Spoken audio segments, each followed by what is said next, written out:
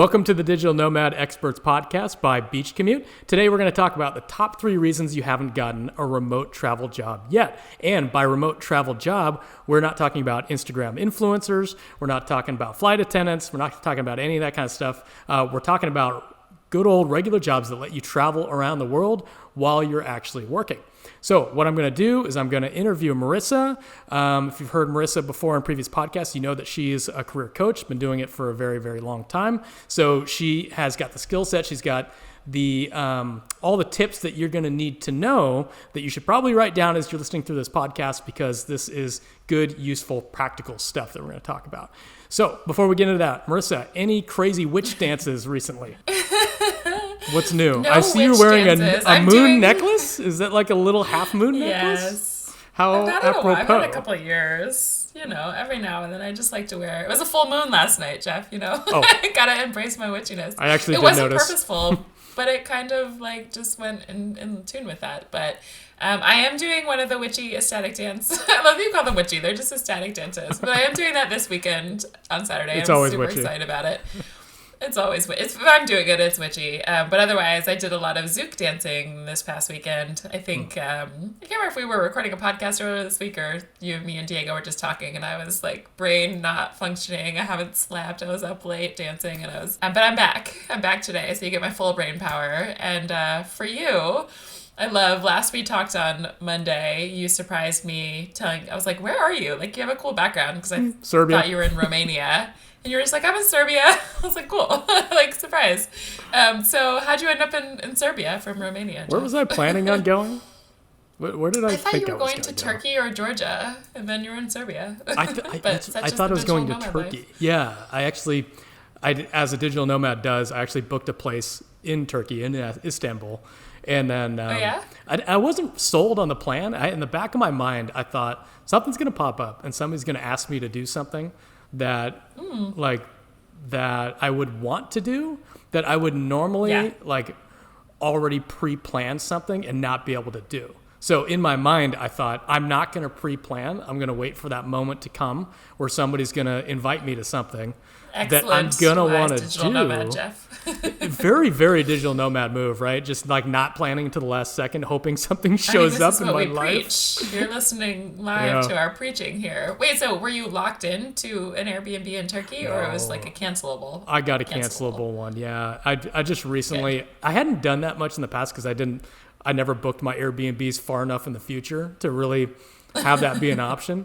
But now that I'm discovering this cancelable Airbnb thing, it's probably good for our audience too. Like, if you find cancelable Airbnbs, just book them, because a lot of them you can cancel those things up until like a couple days before you're scheduled to go. Yeah, and some have different policies of like you get 100% back if it's like 2 weeks before, 50% back if it's a week before, or something like that. So yeah, just be mindful of what it is. So, but I love that. I love these live. Like, we are still living what we preach in our digital nomad life. So you were in Romania, kind of like tentatively gonna go to Turkey. You didn't have a flight or anything, correct? No. I was like a day away from booking the flight, and our friends Alex and Allie told me they're going to Serbia. It's this place called the Mokrin House, and it's Mokrin. It's in the middle of nowhere. It's a village. Like, if I go outside, there's a few stray dogs. There's one local bar, like a pub type bar, and then like a gas station, and that's about it. But here in this tiny little area, it's like a compound, I guess. It's not too big. There's like 3 or 4 buildings or so. One of the buildings is just this giant co-working space for 5 people. Just 5 people in this giant co-working space. I've got this enormous conference room all to myself. It's meant for more people, but you are only 5 people there. Is that what you're saying? Yeah. It's meant for like... Yeah. Sorry, I thought you were saying it's 20. Meant for 5 people. No, it's meant for like 20, and it's just us. We've got full reign over the place. And there's 20 rooms. A few of them are like shared rooms. Some are like different quality than others. You got some small ones, you got some big ones and stuff. But it's meant for 20 people. You've got a whole bunch of sports and stuff. Part of what you pay for is they do meals for you. It reminds me a lot of Bolivia. Because it's the exact same situation. Like, you've got this situation where you can just hunker down and work. There's hardly any distractions because you can't go anywhere. We couldn't go anywhere in Bolivia. We did escape outside in the mountains, the prison every now and then Diego would round us back up, and like a bunch of like a bunch of cows that got outside the pasture. Bolivian prison. Yeah, we loved our little Bolivian. And then we'd come back. And the same thing here. Like there's nowhere else to go really. And it's all kind of a self-contained unit. With awesome internet, co-working, food is awesome. There's a ton of sports. There's like volleyball, badminton, all that kind of stuff. I want to explain for a second, and then we will jump into our promised content, but why that actually is so appealing sometimes. So if you're listening to this and you haven't maybe started traveling, you're like, why would I just go to the middle of nowhere in a country where I can't go leave or explore or do anything? And sometimes this is so nice as a nomad. So when, Jeff and I have been nomading for many, many years, and sometimes, you actually get really overwhelmed by sightseeing and exploring and feeling like there's like so much to do or so much stimulation. And it's really nice every now and then just to go to these, it's like a retreat almost, but you're just there to work, where it's like, oh, I don't have to go explore. I don't feel bad that I'm missing out on anything. Like I'm meant to just like be in this place, like have very peaceful surroundings, have food that's easy to access. And sometimes you just want to like get work done and just like reset your nervous system and relax. And I feel like, I don't know if you were searching for that or you just had the invitation to, but it's a really nice bonus when you've been traveling for a very long time. I wasn't necessarily looking for that, but it's when I saw it, I knew that's what I needed. Because there's a lot of stuff that I needed to work on. I'm going to get an opportunity to do a lot more podcasts and get those in the bank. I'm going to just a lot of that stuff that requires you having good internet, quiet space, and very, very few distractions. And I saw that and I'm like, oh yeah, that's perfect. I love that. And you don't even, a lot of people don't even realize this when they become digital nomads, is that all of that brain power that you're using to find the gym, to find food, it just takes away from being able to work. And it tires you out, And I was at home for a little bit. Quicker. But I was at home for a little bit earlier, but I was still kind of tired from all the travel before that. And I was just like, I want to be somewhere else, but I also don't want to make all these decisions. I don't want to use all my brain power on travel. Yeah. So this just jumped out at me. I'm like, oh, that was it. And it happened to be that they were going to be here 3 weeks exactly up until I check into Georgia. Oh, wow. So I'm like, oh, I got to do it. You knew it in your intuition. I knew it. I knew it in my intuition that it was going to pop up, and it popped up perfect at the right time. Yeah. And I love that you kind of had that sense. You're like, I think as a nomad, so many people want to plan so far in advance. And we've talked a lot about that. And then also one of the biggest questions people ask me is like, how do you decide where to go? Like when you can go anywhere in the world, how do you make that decision? And you're sitting there in Romania, and I think this is the perfect example. And then we really will jump into the content. But Jeff is saying it's like there's always, for whatever reason, I feel like it always works out. Wherever you are, someone suddenly is like, "Hey, I'm going here. Do you want to join?" Or like your friend, a friend will reach out and be like, "Oh, by the way, I just decided to pop in here. Like, want to join me?" And it really does work. So that's honestly how, maybe you pick your first destination and then sort of let fate decide the rest of, where you want to go, where you think you want to go, where friends ask you, someone you meet will ask you, and you just kind of keep saying yes along the way to the things that feel right. And that's how I do it. And I just went back on my previous experiences and I thought, oh, these times I booked too far ahead and I missed that opportunity. This time I'm winging it. And then now here I am in Serbia. Here you are in Serbia. So with that, I went to Serbia. I was only there a couple days, road tripping a long time ago. But let's jump in. So we promised some content. The top 3 reasons. We promised some content. We will deliver. Top 3 reasons you haven't gotten a remote travel job yet. Of course, there's many reasons this could be, and everyone's got individual things going on in your life and your background and your mindset. But as a coach who's seen, thousands of people over the years and individually coached and like really dive deep into mindset and help people tactically as well. These are I'm going to talk about like the 3 most, like the top line common themes that I see that really hold people back when you're like, I have the desire to do this. Like I want that remote travel job. I want to live like Jeff and Marissa and Diego and all the people in our community. You want to be traveling the world.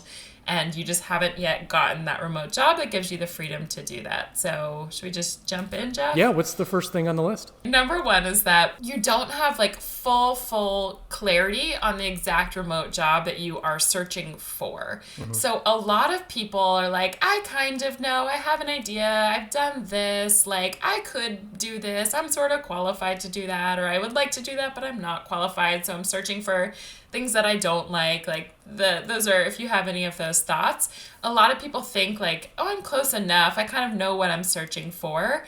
But if you are not like crystal clear on what you want and what you're searching for, it makes it, one, really hard for people to help you. So an example I give, I once had someone reach out to me and say, hey, I have a friend who's looking for a job in marketing in New York. Can you help her? So I used to work in brand marketing in New York, but there's so many different types of marketing and so many different types of industries and companies. And I was like, what is this person like? What do they want? What type of marketing? Like, who are they? What are they interested in? I didn't respond to the email because I was like, what am I supposed to do with this?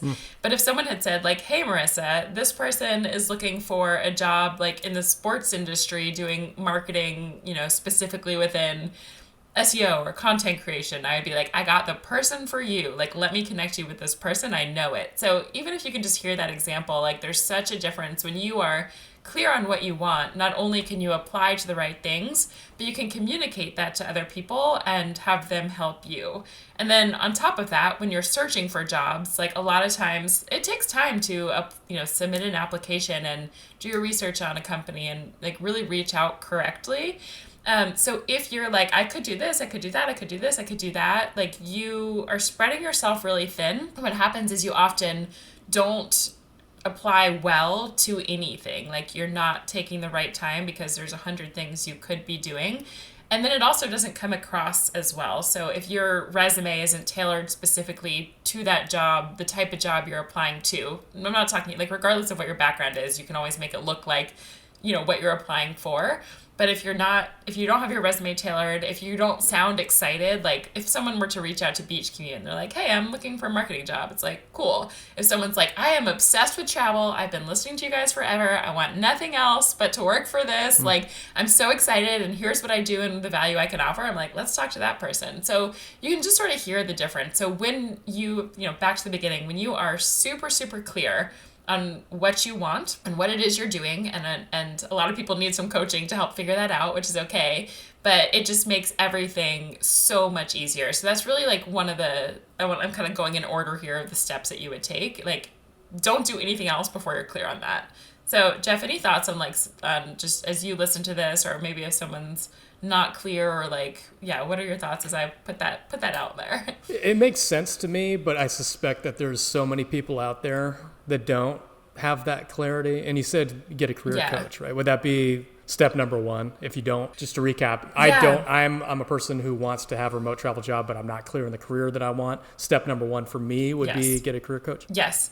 And there's other programs out there. So I think a career coach who is trained or who loves doing this, who specifically focuses on this, is an amazing first step.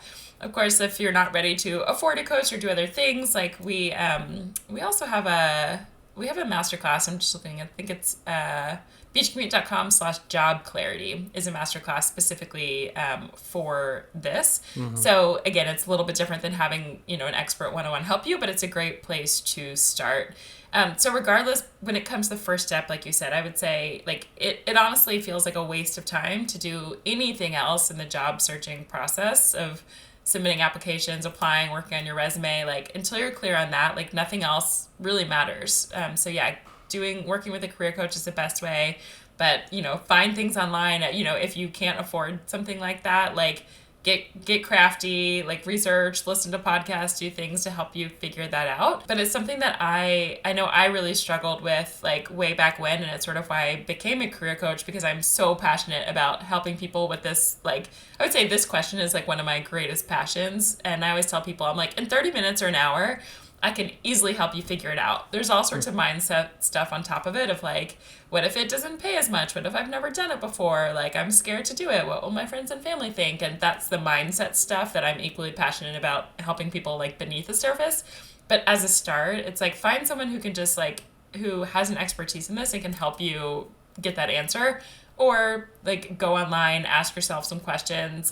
There's plenty of resources as well. Are there quizzes that you can take online? I feel like I took one when I was younger. I'm sure there are. And I think those give you hints. I feel like they're not perfect. Right. I think if you're not talking to someone specifically, but it can point you in the right direction, and then you can start to get creative and ask other friends, or even with ChatGPT and Google now, you can say, hey, I've got these interests, I've got these skills. That's a great idea. Yeah. Yeah. Feed it into like there's so many ChatGPT things and set it up. like tell what are, and the power is in the questions that you ask. So say like what are 20 careers that people do with these interests and these skills? And like see if any sound exciting to you. So again, there's still so much mindset stuff that often has to happen beneath it, but that's a really great like tactical place to start. And it's very different. Like I think when I work with people, I'm able to sort of like piece things together and like emotionally hear things in people that they never thought for themselves, or like I think something I do as well is like they've never thought this could be a career. And I think just from traveling for so long and seeing thousands of remote, just like really strange creative careers, I think I'm able to like take people and say, you probably never thought to do this. This is what you genuinely like. Here's a way you can get paid to do that. And they're like, what? Like, why? And everyone says like, why? It's like so simple. Like, why haven't I thought of that? But it takes some, it's really helpful just to have a person sort of see that in you. But yeah, definitely like we're not the only resources out there, though. We, if you want to come to us, we love it. So check out quizzes, check out ChatGPT, go wherever, but find someone who can help you. And check out 91 Jobs too. That might, beachcommute.com/91. I think it's just 91. Yeah. Right? Double check that. Yeah. That'll give you some inspiration too, because there's just so many weird jobs out there. It reminds me, one of our friends, Rolly, a Dutch guy, we were in Porto Escondido, and we heard all of these business conversations, like because everybody's taking meetings all over the place, and it was like, we got to increase the conversion rate, our open rates are no good, and all the normal jargon that you usually hear. And then we hear somebody say, the dragons aren't pink enough. And we're like, what the fuck is this guy talking about? And then it took a little while to get to know the guy, to figure out he's creating these Minecraft like Minecraft scenes, and he's charging people for them. So he'll create these pink dragons and these different terrains and stuff, and you can buy them on Minecraft. And that was his entire job, and he had like 60 people working from him. It's a multi-million-dollar thing.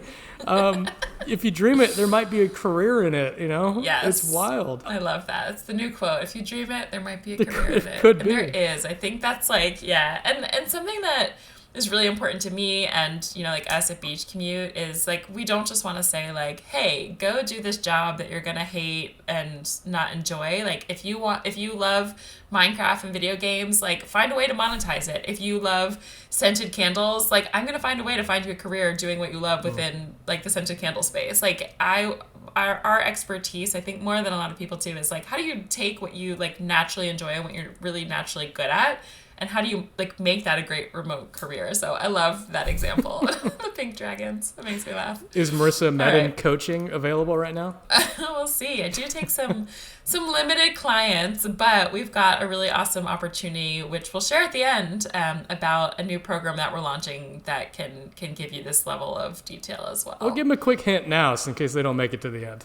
Got to get off. Your stop is right now, and you're pulling in your job. Yeah, perfect. So we are going to be launching, I'm not sure what exact day this comes out, but on August 7th, we'll kind of start opening up applications, and until I think it's August 18th for this new program that's going to be a really high-end premium, like done for you program where we're going to help you get clear on this remote career, like have the coaching that we talked about and not let you move forward until you figure this out. And then after that, we're going to do a ton of outreach for you. So I'll talk about that in steps 2 and 3. But basically it's like, if you can imagine all the tedious work, like before we get to the details of it, that it really does take to get a remote job, of network and applying and like finding the right jobs and submitting it and like writing the emails yourself, like we are going to do that hard work for you. We have hired experts. I have found other like expert career coaches and copywriters and all of these things. So we are going to do the hard work for you. So if you're like, I want to get a remote job, I just don't know what I'm doing yet, and I don't have or want to spend the time to do it, this is going to be the program for you. And Marissa, if there's somebody that's out there right now listening that's ready to apply now, where would they go? Yeah, so you can go to beachcommute.com/apply. And so there is an application process for this, especially for the first round. We're taking a limited number of people because we really want it to be people who are ready, qualified, like have this desire, are ready to go after it. So it's going to be an application and an interview process. But yeah, check out beachcommute.com/apply. You can get a little bit more detail and fill out that application. Again, they're due, if you're listening to this, August 18th. If this is something you're listening to way down in the future, who knows if we'll maybe keep running this program and maybe that link will still be there, but at the very least, submit that application now so you get the chance to be in this first round. Awesome. And we'll give you some more details at the end of this episode. But before we do that, we've now got clarity on the career, the type of job that we want. What would be the second thing in the progression that we need to talk about? Yeah, so the second thing that most people are not doing, and this is when I kind of mentioned before, like the tedious part that people really hate, and I don't blame them. We never said all of this was like a sexy, easy, fun process, but it gets you the results to get where you want to go. But honestly, when people work with me one-on-one, I have them, like once we get clear on that job, to spend about an hour or two, like Monday through Friday of the week, maybe on the weekends too, if you're really motivated, reaching out and sending emails to people who work, like once we've got that clarity, like the industry you want to work in, the type of job. The next part, and I teach people creatively how to do this, is like, how do you find people who are working in that industry, like in those types of jobs, and start networking. So there's a career stat that says 80% of jobs. It's 85% of people are miserable in their jobs. That's a stat. 80% of people find jobs that are never posted online. So if you think about anyone working in a career, only 20% of those were typically found through the remote job boards or job boards that you see. And the rest really genuinely truly are found through making these connections through what's called weak ties, right? So it might be a friend of a friend that or you see someone connected on LinkedIn in some weird way. Or what I do is teach people, how do you send these cold emails where people actually want to respond to you? And it really is a skill. But the point is, like, the people who really are getting these jobs that they love are spending a lot of time each week taking time, doing research on these companies, sending really thoughtful emails. And I teach you how to find, like from LinkedIn, actually find people's email addresses and what to say. I think we've talked about this some before, but it's always like, whatever you think you should say in these emails, I can guarantee you 99% of my clients come and I'm like, this is the opposite, do this instead. And it's not intuitive. Like even as I do outreach emails for other things in life, for partnerships, for business stuff, every time I sort of like write a draft and then change it to this opposite tactic, that's like, it's not intuitively what you think that you should do. So it's even something that I, work on day in and day out in anything that I do. So it's really taking the time and doing it correctly to find people to have real conversations so that then when jobs are posted, or if they already have jobs listed, they're like, oh, I talked to Jeff. He was awesome. He's a great fit for this role. I'm going to send you to HR. I'm going to, send the resume in, and you actually get the interview that way, rather than like you, Jeff, could be the most qualified person for a job. But if you're just submitting that application online, or maybe you're missing out on jobs that are never even posted, like you're not going to get that dream job. So any thoughts there? Yeah, I've said this before. Back when I was CMO, I hired quite a bit, and I would not hire anybody that didn't go that extra effort.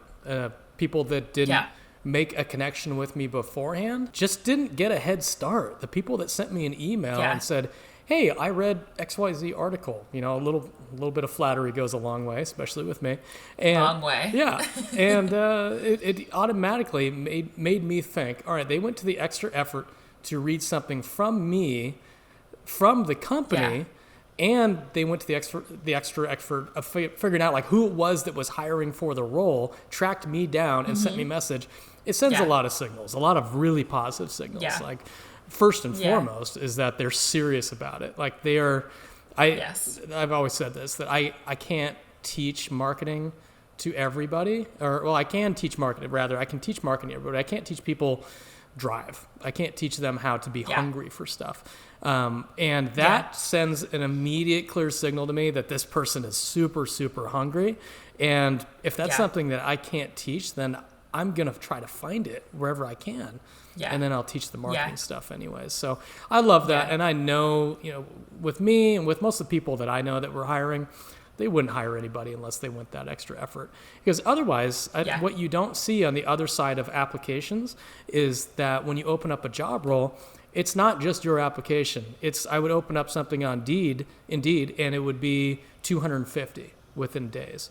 And you need something. 250 people applying to your job. Applying to the job, And you need something to stand out against those 250, because nobody is going through those 250 a day. Nobody. And I didn't have a screening. A lot of people don't have people that are screening these. A lot of the times the hiring manager is the person going through and screening these things. And we got jobs to do. So you're going to have to do the work for me. It's kind of what it comes down to. So I really love your number 2 there. That's good. I have like 2 clients who have submitted, like, they'll record videos of them, like, hey, here's, like, to show their personality and submit. I haven't seen some people who yet. have great personalities too. Yeah. And these 2 specific people also worked, like, in coding. One of them I interviewed, his name is Wade. He worked for, like, the FBI as all this, but he's like a developer. And so when you're applying to those jobs, like, software developers, like, as a cliche, like, you don't have to have a personality, right? But obviously if you're working with someone who's a coder and, like, has a great fun personality,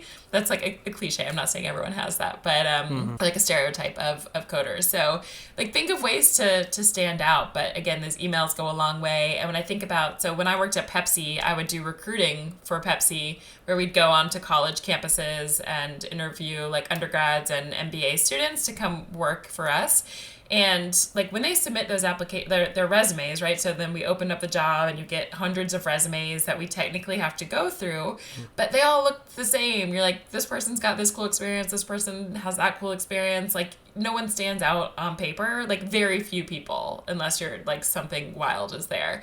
But the way they would stand out is, like, we would have talked to these people on campus, and we'd get together and be like, hey, who was fun to talk to? Who like showed a lot of interest? Who expressed interest in working here? And those are the people we would interview. So it really, like, if you're just thinking, like, of course I'm qualified, I can submit an application, like, there's a good chance if you're feeling that frustration, or if you haven't started yet, like, don't waste your time doing that. And it's really all about, like, and now within the digital world, we're not always meeting people in person. So it's like, how do you really have the art and the science to, like, set yourself up and make yourself feel interested and fun? Because if you're coming from, Jeff and I are a hiring perspective, we also, on their side, they're looking for someone who's going to be a really good fit for the company. And, like, they're going to have to train you to start. And they don't want to keep training someone new over and over. So if you can find someone who, like, genuinely is interested and genuinely feels like they'd want to stay and be a good fit for the company, like, that's who they're going to want to hire. And so that's what you really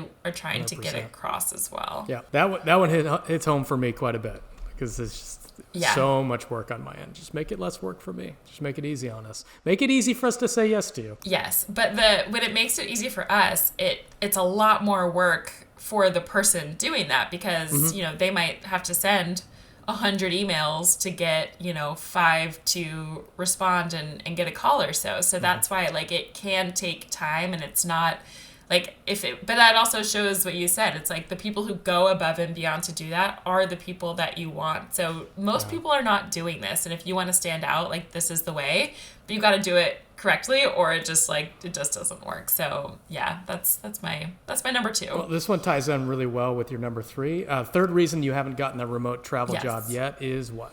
Yeah, so exactly. This one kind of tags on to that. The third one is, like, maybe you're like, okay, I know what I want now. All right, you're like, Marissa, Jeff, I'm sending the emails, I'm doing the things. But number 3, as I kind of mentioned before, is you're not sending these outreach emails correctly. And therefore, you're not getting, like, the goal of these is to get a phone call, is to get what I call informational interviews. So it may not be that they even have a job open at that time. Your goal is just like, hey, I just want to get to know these people, so I am the person they think of when the jobs come. But a lot of people are not sending these outreach emails correctly. And so when they come across into someone's inbox, if they come to me and Jeff, or, whoever a hiring manager is at any of these companies that you're wanting to apply to, they're going to see this and just, like, delete, not respond. Like, that's nice, but I have a million other things to do. So if you're thinking about it, it's really hard to get a stranger to say, like, I'm going to talk to you, Jeff, to say, like, to just, like, talk about career, talk about whatever. Like, why would they want to do that? And the way that we teach it, the way that we do it, like, gets that across in a way that, like, you will get strangers who you've never met at companies that you're excited to work for to actually schedule these calls with you. But if you're not doing it correctly, it's also can be such a waste of time. And most people, like, just to give like a little bit, like there's so much to teach on it. I feel like I could like do a whole, I think I actually have done a whole masterclass on this. It's not currently open. Yeah. But we spent a whole hour like just teaching these tactics. And that's why it's like, we couldn't even cover anything here.